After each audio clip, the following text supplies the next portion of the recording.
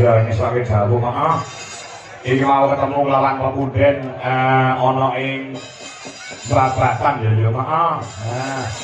Mbah Lurah mantan ya jagongan karo aku ya iki mau ya wingi karo aku wis lakon foto karo anak wedok iki Salibri ngono lakon sesidepan ya uga Majapa pilang kenceng ya kepareng rawuh ya uga pendange Mas Matowo Pak Yatno saka ing Kulumpit Madiun iki mau ya kepareng tindak merepeki awake dhewe sing intine memastikan tanggal. Oh, heeh.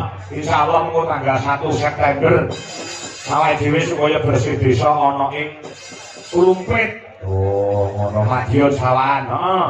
Ya, heeh.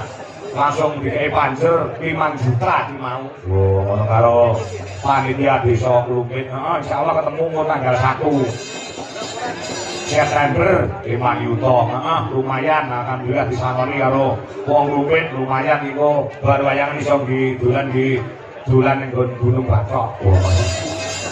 Ya. Ya, ayo ngaturke hiburan ya ngaturke hiburan ya. Bersama kanca-kanca Dwi Jolaras Indonesia. Oh, ngono wis pakai dawuh. Ya Mas komen karo Mas Dodok diaturi. Tindak panggung kuwi dhisik heeh. Lan nyuwun pangapura nyuwun rada kedawan nggon limbukan. Oh ngono mergo Mas Komet karo Mas Dodok kuwi biasane nggon limbukan tok mula limbukane dijawake. Sadurunge men ora dadake gelo. Cuwa penggale para pandhemen budaya utawa wayang kulit diaturke luwih dhisik. Oh ngono. Kok limbukane dawa men. Lah iya. Ngono ya heeh. Awake dhewe dawa ya iso ndek ya iso. Ya, kadang kelawake iki biasane iki nggon limbukan to ya rada digawake. Golek kecendahan mesake dari Pak Suhadi saha Bu Ati sing Banjar. Oh, ngono. Ya Mas Dodok, Mas Komet diatur iki lak manggung kaya kanca ning dhisik gembira. Ae-ae.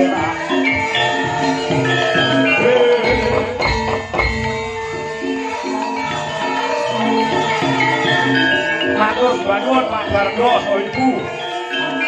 Ingkang jangan ingin ngolong ini tanggal selawan ini balik kula sakojo ugi sanggung leparang rawuh ya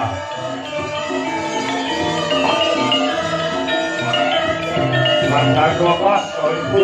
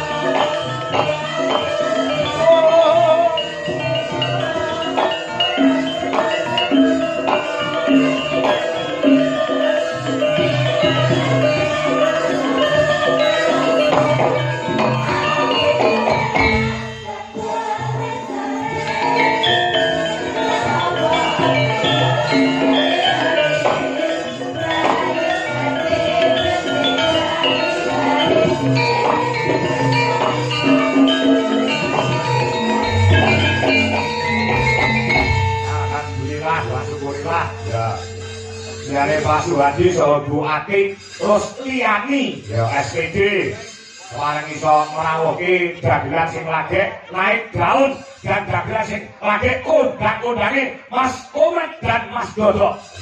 Tur sakmon. Pilih sing dalu Mas Kangen Mbak Limbuk. Pilih sing dalu Mas Dodok. Angko panggil malih alhamdulillah pripun pawartosipun jenengan Pak? Alhamdulillah sehat. Sehat nggih. Nggih. Dalu niki luar biasa Pak. Luar biasanya apa Mas? Istimewa. istimewa penontonnya. Penonton. Nggih. Ini membuktikan bahwasanya masyarakat Kota Pangkur kali wonten Ngawi pecinta sejati budaya wayang kulit. Luar biasa. Tepuk tangan kangge warga mriki luar biasa. Niki mawon kok dugi mriki mawon sudah dari radius 1 kilometer. Itu jalan sudah macet total. Macet. Ngantos kula niku dijemput kalih Hansip utawa Limas. Niku Limas terginas Pak. Sopo? Kok jenenge wae. Saleh kok mampir ngono lho. Lah foto iki beto mobil gak jambane beto kendaraan roda kalih. Oh iya. Motor ngono. Lah kan Limas korosi aku. Lah terang abang. Kula sing nyuwun sewu dalu niki kula seneng sangat karo. Kok manah kula. Supane kok bobo seneng? Ditimbali mriki tenggane karo Bapak Suwadi. Wis ketemu karo Mas Wadi. Sampun jatuh wae. Wae ngono. Yaline gakek semangat wis foto, boten kados Mas Wadi kok. Nggih. Dugi mawon pasugatanipun Bayu Mili kok. Ngomongi kok. Ukuran rokok sel. Gas sel. Garane Pak enten wonten niku enten tetel. Pene Pak. Pene piye to? Mah. Wadah dintas kok wadah terus kon dagar. Kene Pak. Yes. Kados kembang api. Niku ya alhamdulillah. Ya. Iki nyuwun sewu diwang kula dugi mriki dalem Pak. Udah nggih magrib Pak sampun. Alhamdulillah. Alhamdulillah. Alhamdulillah. Nggih. Pokoke nyuwun sewu lek enten napa niki kados ngeten iki niku sae Pak. Nggih. Wonten mantenan kok nanggap prigita niki sae. Muri-muri budaya. Muri-muri budaya. Budaya kakek dhuwur. Nggih. Betul kados tiyang ben kula. Nggih. Tangga kula niku enten manten malah nanggape son. Wah. Jadi tangga keparon niku Ya ya badan apa-apa senenge dhewe-dhewe. Apakah Mas? Kok jalan-jalan pengen ngomong kalau jalane, kalau matane iso omong. Ngomong.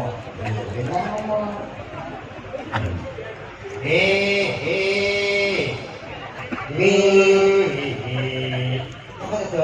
Iki lek omong ape ngendikan kali tak jalan iku sesepuh lho Mas. Kalau kan diganggu tata caci lho. Kamu gak kaya kowe ngono. Iki wong enom apa wong tuwa? Nek enom ki diganggu kok paling kan nduk kursi ndikro nyuwun sewu lah ngono lho. Omongan to, kuwi omongan. Tata krama wong Jawa ki aja ninggal tata krama kudu negara antara susila. Nggih, leres ngoten niku. Wong Jawa iki kudu jalani. Mergo dilahirke dadi wong Jawa, ya kudu iso ngrungokne Jawa ki kepiye sing kebak tata krama. Cawe dhewe kan termasuk jagal percontohan tuh sampai elek di depan masyarakat sini jangan sampai sini kalau dhewe.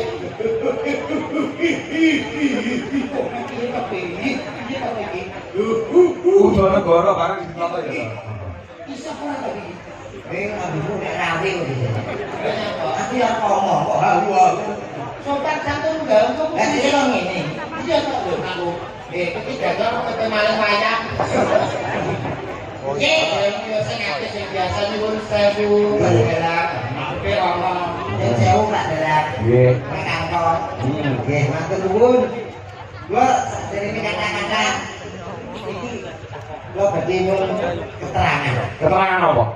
Kula mungkin dari sinten? Hah? Niki mungkin kok dari sinten? Nah aku melu ning Salindri, lha melu sapa sing kebel sapa? Ora genah. Mboten enten sing ngebel. Lha kok ngene? Dadi kan iki ya kene aku penyelame aku iki. Mungkin ora iki. Lah aku jelas wong sewu sing ngebel manajemen saklinikan Salindri. Ah, ya. Tanggal sekian kosong lho. Ah. Ingat oleh Pak Kampo. Ah. Bayangan tenggene babatan iki. Pak Suwadi. Pak Suwadi, manten. Lah kok kene ngopi? Lah kok malah masak dhewe napa? Lah kancamu ngono. Kan aku tak omong to mente sekadar sekian yo pakaian, karo make up, yo Dari tanggapan. ora sapa sedang tanggapan. Dewa ngono to. Tak kok gawe nang apa malah munggah masak. Iya. Bapak. Ya Pak. Tenang kowe, gak omong tenang. Ora. Pak Suwati nyuwun sewu diseseni sedaya warga mriki Pak, dadi yang sedaya boten purun omong, mangke nanti boten saya dibayari nggih Pak nggih. Setuju apa setuju? Cocok. Ora kebayar kok cocok to Mas iki. Aku to. Iya kowe. Aja. Bayari. Aku tak mau cocok. Ora ngono. Wong kowe kok iso. Alhamdulillah pokoke sujud syukur alhamdulillah Nggih. baru niki kendaraan niki Bapak Suwati kabeh. Pengen kita sedih gawe Mas. Iya. Sinten? Oh. Wong nyanyine Wibowo. Panjane yo jong. Gagah piketsa Bapak Suwadi. Heeh. Sapa? Pak Suwadi ya. Sing ndi nyanyine? Menika mau sing berarti alit. Kalau kereta ya gak penak ya. Lho uruane sebodo. Ora sugih swara ning kabeh iki sunyata. Leres tidak banyak bicara tapi banyak kerja di kados Bapak Suwadi ngeten iki Mas. Ngono iki ora mau ngomong doang, ngono lho Mas. Nggih. Ya ora. Iki tapi kita omongan kok iki nyuwun sewu kula nggih wis pindah mriki Pak. Oh, diperkenalkan dulu. Kok menawa ana sing urung tepung. Kami nusa dalem menika nggih dirawuhi Gusti Pangeran Haryo Benawa putra ratu saka ing Keraton Surakarta. Kula nek mundhaken kudu sing becik, kudu sing tata, udon kok digondheli. Nggih, nggih. Wis pokoke remen sangat Bapak Ibu ingkang tansah dihormatan. Assalamualaikum warahmatullahi wabarakatuh. Waalaikumsalam. Mugi sing dewat salam kula kanthi semangat, kula dongaken mugi-mugi awet sehat. Awet panjang umur. Awet kuat. Bojone tambah papat. Enak sing wedok nyodok bojone lho. Ayo lagi aku wetok. Boten sing pimpin ku guyon. Mugi-mugi sedaya kang rawuh mriki tansah pikantuk berkah barokah Allahumma. Amin. Nuwun sewu dari ditepangaken Bapak Ibu nami kula Dodok.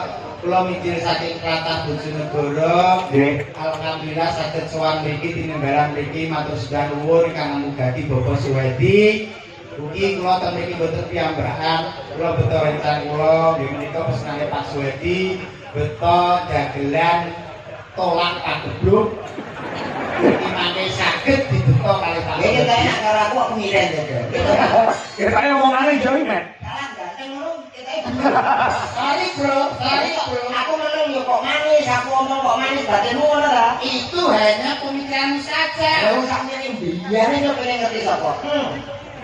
Dari santri radio 1 kilo ditutup, pengen ngerti komen. Iku iki jenenge gak sadar diri, sadar posisi. Piyai sakmene mbane iku sing jelas dhewe pengen ngertos wayang dalange Pak Kako kali bintang tamune Dik Niken Salindri. Nyapa kok pengen roh dapurmu iki? Takone. Oke? Takone. Bukrene ya. Buktine Bukrene bareng ya. Nyuwun sewu Bapak Ibu ingkang rawuh pengen mirsani Niken apa komen? Bisa apa komen? Wong nek kok bayarin 50.000. Ora, kuwi nek daerah kono. Nek daerah kono beda tak kono ngono. Nyuwun sewu niki ten mriki sedaya pengen mirsani Niken apa komen? Krungu ke? Ditokmu krungu. Jeng. Ono ngono dak. Ono urung. Nek sebrane kan nyuwun sewu Pak, iki jujur Pak, kula bantu to Pak. Lah kok nangis? Ora nangis jenenge wong golek sumare kudu masak kelas, aja mundolo malah ra dipilih. Ngono. Nyuwun sampe kagem Bapak Ibu ditulung. Nyuwun sewu pengen mirsani Niken apa komen? Komat. Ini suaranya masih kecil. Aku ngomong ini malih. Oh, sarbulo. Aduh. Pendengar.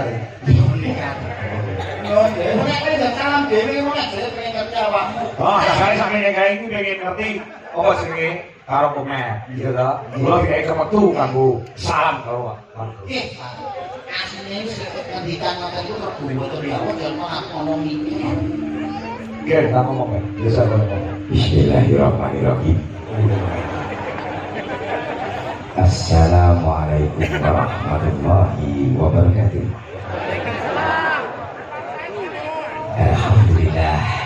Alhamdulillahirabbil alamin. Shalatu wassalamu alaikum warahmatullahi wabarakatuh. Yang saya mau Bapak Ibu Bapak ini mainkan salam dijawab ya. Kita saling mendoakan. Iki aku. Assalamualaikum warahmatullahi wabarakatuh. Alhamdulillahirabbil alamin. Shalatu wassalamu alaikum warahmatullahi wabarakatuh. Kri Sukri. Iki bahasamu kata-katamu salah mulane ibu-ibu waduh. Iki mukadimah. Mukadimah tapi kata-katamu salah. Masa iya? Iya. Mulane ibu waduh guyu sing bener lho Mas. Asolat puasa musik kok tak ajari sing aja melu sing. Bener Mas. Asolat puasa komen. Apa itu? Kamu diam dulu. Aku kan ngambur. Kamu dahulu itu ganggu konsentrasi aku tahu. Bro, rupanya kaya mangkok. Konsentrasi. Aku ngomong Nesu. orang nesu aku ya cep men saya udah pakai kok meri itu Benar lo. pesan butuh cara kepada betul lho. Assalatu wassalamu ala asrofil anbiya wal mursalin. Iya Mas. Iya. Anbiya. Apa kali kok anbiya. Apa? Anbiya. Apa ya? Nama apa, Mas? Oh, ya biji gitu. Tapi bermakna samu mah. Oh ya, biji. Yo kowe penjene nggonmu kuwi. Iya. Terus ki. Sama batu. Ya opo kok sama batu. Para bapak-bapak, ibu-ibu, kula teng mriki, jenengan teng mriku. Baru menikah enten napa to? Wis panjang mosok ngene tahlilan, Truk. Sambutan kok menek. Sugehu. Baru menikah enten panjang. Adicarane yo kita ngunduh mantu. Tapi ngunduh manten. Biasanipun lak umum nika ngunduh ora kelem. Ngunduh gambung. Nah, iki kok ngunduh mantu. Nah, terakhir begini. Ngunduh mantu menika ateges. Bopo ingkang mugi menapa. Apa artine ngunduh? Lagi iki kula susuke. Ngunduh menika ateges mun saking tembung menika ngundangi tangga teparo kenalan bola-bola para kanca. Duh menika diduduhke marang para bola-bola kang dipun undangi niki lho anak kula pun mantu pun dados nganten. Wis meneng. Niku ngunduh mantu. Lah sinten kok mantune utawa nganten? Ngantene Mas Bubuk. Mas Rema. Nggih. Mas Rema kali Mbak Yulia. Mas rematik. Rematik penyakit loro pegel-pegel. Putranipun Yono Tengan. Kalau ana tenang bukan umum. Iya misalnya Iki sing diundang iki, Pak Yono Tengan. Jadi dana ini. Pak Yono undang aku kari. Ya. Ojo yanton rong kenal kosok. Itu Nggih, Romawi. Pak Yono Tengan iki, Pak. Oh iya, sing diundang. Sing mari sapa tadi? Lha iki mau. Sing gak damri sanes Pak Yono Bapak Suwadi. Wau sampun diwedekne kali Pak Dalang Suwadi. Nggih. Nonton kali Bu Ati, terus liyane SPD. Niku luar biasa lho. Nggih. Pegawai sedaya mantune pegawai sing dados ngaten nggih pegawai luar biasa. Bisa iki. Pak Suwadi kejaksaan. Lah iya. Ibuke Bu Ati. Lah iya bisa iki. Berarti saiki Biyen sejarah iki napa kan dipun ngendikaken Pak Kapol. sederek iki. Wah, Mas Suwadi aku pitik. Rapi. Ngomongane do mawur iki. Hari-hari lho ngomong karo kiai kejaksaan nanti-hari. Kiai kejaksaan tau bisa ya Pak Suwadi. Kowe iki Kalau iki saking fair lho. Aku karo Pak Suwadi iki ora kaya wong liya. berarti wis kaya dulur dhewe. Dhewe wis kaya wong liya berarti dulur dhewe. Padha, mate padha-padha. Lho, Berarti kanca CS ini. gak Lah maksudnya piye? ya padha-padha alam dunya. Biasane kan ngomong jadi kan keluar itu kesebatan Ora. dulur. Ora gitu. Nah, Iki udah aneh. nggih. Iki Nganten yo. nganten wis jelas nganten. Menika Mas Rema kali Mbak Yulia. Yulia. Hubungannya mugi-mugi dados keluarga ingkang sakinah mawaddah Warahmah. warahmah. Allahumma. Amin. Pokoknya pesen kula kangge kangge kemanten kekalih nyuwun sewu Pak wong kula ngaten-ngaten nggih pun ikariyin. Iya. Paling kangge paling pitutur sithik-sithik. Ya nek pendidikan pinter mantene nek bab pengalaman sing pinter kowe Mas. Mungkin Nggih. apa laire yen kula. Oh, bener. Usiane nggih tuwa kula. Nyuwun sewu lek pengen dina rumah tangga kersane awet langgeng niku kuncine gampang Mas wonten 3. Apa? Ingkang sepisan itu jenengan yang rumah tangga bina rumah tangga itu ampun rebutan bener niku rebutan salah. Jadi titik-titik sampai ngomong salah dari nyepuro karo pasangan ini. Insya Allah sampai alamatnya rumah tangganya awet tur langgeng. Kaping kali kangge Mas Rema. Jenengan itu kepala rumah tangga. Jenengan kedah sembodo Mas Rema. Jadi opo sing dijaluk kali Mbak Dia sampai turuti. Sesuk tuku kali turuti tuku kali. Sesuk tuku mobil turuti tuku mobil. Sing wedok saru njaluk duit sampai paling duit. Ono sembodo. Omonganmu ora masuk belas. Nah kalau misalnya biyane lho, Nyapa? tuku alane tuku mobil tuku ono. Lah kok sing duwe lah sing ra gapet piye? Kok nganggo apa kok? Kok nyata di ruang masane biyane ngawut. Ngawur piye to ngawur? Nyatane piye tak budaya ngene gone bojoku itu skincare 2,5 juta. Lah kowe sing goblok. Nyapa? Skincare nganti jutaan.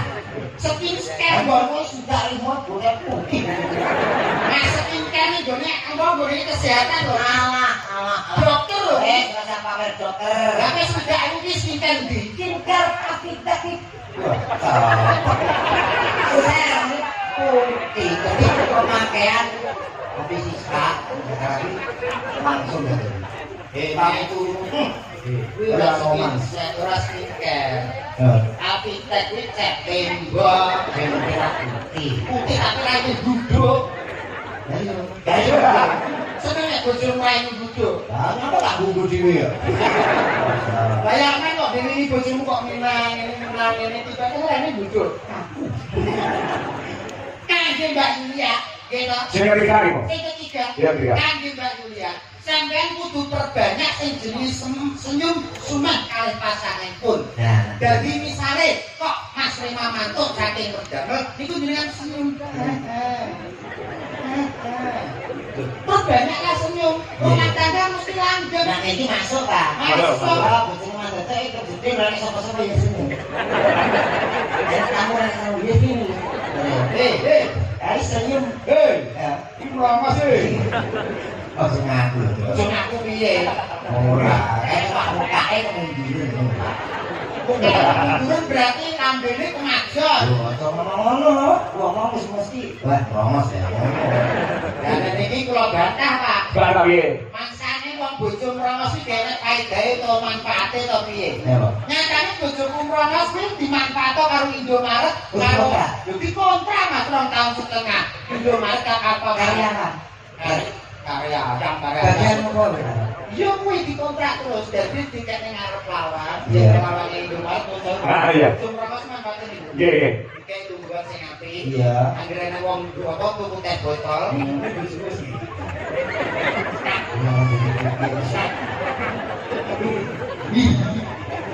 Sakno. Itu nganten ora masuk blas. Tapi pituturmu karo nyanten apa? Yang penting tak kemandane muga-muga bahagia enggal-enggal pun paling putra. Sing sepuh-sepuh rampun ganggu temanten anyar. Nah iki penak di kamar dhewe. Oh iya no, atase nyuwun sewu. Pak Suwadi. Mas Wadi wong mampu sugih kok. Itu kalau aku biyen nganten anyar omah ya anyar. Kaya apa? Omah ya anyar kamarke urung gede urung tembok ya wis dari siji nganten anyar malam pertama kan aku berdua tuh wong jenenge malam pertama. Terus sak kamar itu ndelok kok nek misananku. Tadi kae. Ya. Kelas 4 SD. Enek bayi nganten. Kaya nyanten itu ruwun. Bayi bojoku. Lah kok ya sak kamar. Terus piye iki jadian? Aku kan yo ora sekolah to, Pak. Malam pertamamu piye? Kok aku serang tangan sama aku paling baik dulu ya. Iya no. Tangga. Kesel kok. Aku wis tak kirim dulu. Udah mluwi. Aku dolanan HP nek jam setengah 11 hari. Mesti turu. Burung. Yo turu. Wis turu. Yo bingung iki. Wis gak tahan. Yo to. Panas-panas setengah siji wis ijrah. Mbah mulut itu. Iya, apa asalnya ngene. Ya kok jek melek. Mbahmu kok betah mulai. Lah yo umur 75 lho ki padahal. Kok ora kok kare. Ora ngono lho. Aku pengen ngerti pola. Oh, Mbah ngajar. Jadi aku kayak kesempatan. Apa bae kan laksuwe ra disetrum lho. Muga-muga yang gadah putra nek saged sing kathah niku penting. Minimal 3. Dia masakan kumono iki. Mas, Terang iki. Iki kok galak-galak ngomong sing nanggap ngantel ora galak. nek wong ora aku kok. Oh ngono. Ya, Berarti kudu Mas Reman ya. Mas Reman. Kalau Mbak Lia minimal 3. Lah nyapa kudu telu. Lho ki nek tujuane Tujuannya apa? anak telu. Iso ben sing ape bahagia awake dhewe iki tenan, Mbak. Oh ngono. Nggih, sing loro kuwi mau di sekolah sing dhuwur sing pinter. Ya. Sing siji digobloke. Sik iki sesat iki. Iki wong tua sesatan. Ono sesat. Anak iki piye-piye dipintoke kabeh. Pinterke kabeh dadi wong sing apik. Keliru. Nah, kalau ngomong itu pakai logika. Jadi kurang logika piye? Awake dhewe iki rumah tangga saya tuwa. Ya. Ya, Ya. nek wis tuwa, apa-apa iki kudu disediani kudu dipapakne. Ya. Lah nek wong telu mau sekolah nu pinter kabeh berhasil tugas ke Jakarta, tugas ke Papua, kok tugas nggone pemerintahan pusat. Ya. Lah awake dhewe wis tuwa, bingung gitu. Nanti Iya ora. Orang sing kepen. Ya, yo sing loro tok dipinterno ben dadi pegawai. Oh. Sing siji digoblokne iki nggone awake dhewe masalah. Saya takon. Kowe ning keluargamu iki dulurmu enek piro? Lalu, Enek telu to? Iya. Kowe terus yo aku berdiri. kowe kudu dhewe. Lah sing loro kadene iki. Terus nunggu aku cacaan juga. Kok bisa saat Aku saya nang Polres. ning Polres. Coba. Sing nomor telu. Aku. Wis ana ngomong to. Hmm. Beres, Pak. Beres omongane ki ambek wis beres, Pak. Jadi sing goblok. Sing goblok dhewe niki. Kowe iki berarti apa digoblokno ngantek entek ngamek bumi telas kowe digoblokno wae. Berarti termasuk berhasil. Sopo? Wong tuaku. Aku kira yang digoblokkan. Kurang omong iki. Aku gede. Omong sak omong dipikir kok omong iki jenenge senjata mangan tuan. Kita itu ning asli tenanan gawe sing akeh ya, Mas. Wis sing akeh, wis sing akeh. Hmm. Iki nggih paling gak awake dhewe paling pamipun. Ya. Nggih, Pak. Ono gamelan, ono musik. Nggih. Guyon mari kena, gojekan, tetembangan. Nggih. Terus ketika wong jenengan Oh. apa to, Pak? Apa? Pakai liburan didawak-dawakne. Rencanaku liburan nanti setengah telu. Pak. Apa? Jadi ngono. Saya pesennya pundi ya Pak itu? Asal dewe saking pundi? Saking anu Pak Sardi. Ah, kleru. Lah piye? Kok wae pesen kali kula mboten nonton. Biasa piye? Mas Wedok, Mas Komet, mangke limbukan mboten sah repot-repot, gampang wae. Limbukan mangke rampung ngantos sak jebreke listrik.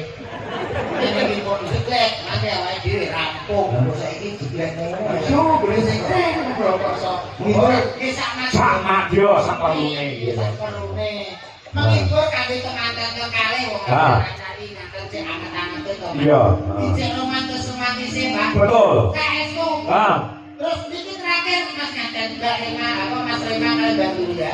Sampai nek bina rumah tangga itu usahakan sampai nek mari panggilan kepada pasangan itu panggilan yang mesra. Nyuwun sewu. Contohnya kula mawon, kula lek kali bojo kula niku panggilan mesrane kados tiang-tiang luar-luar. Piye? Jadi bojoku nek nyeluk kula nyuwun sewu Pak. Piye? Bojo kula nek nyeluk kula abi. Wah, piye? Nggih, kula nek nyeluk bojo kula umi. Wah. Kula mantuk saking griya ngoten niku. Kak, assalamualaikum umi. Nah, bojomu jawab. Abi. Ini sama yang percaya. Gak percaya ngomongnya. Lu iki kudu wae apal.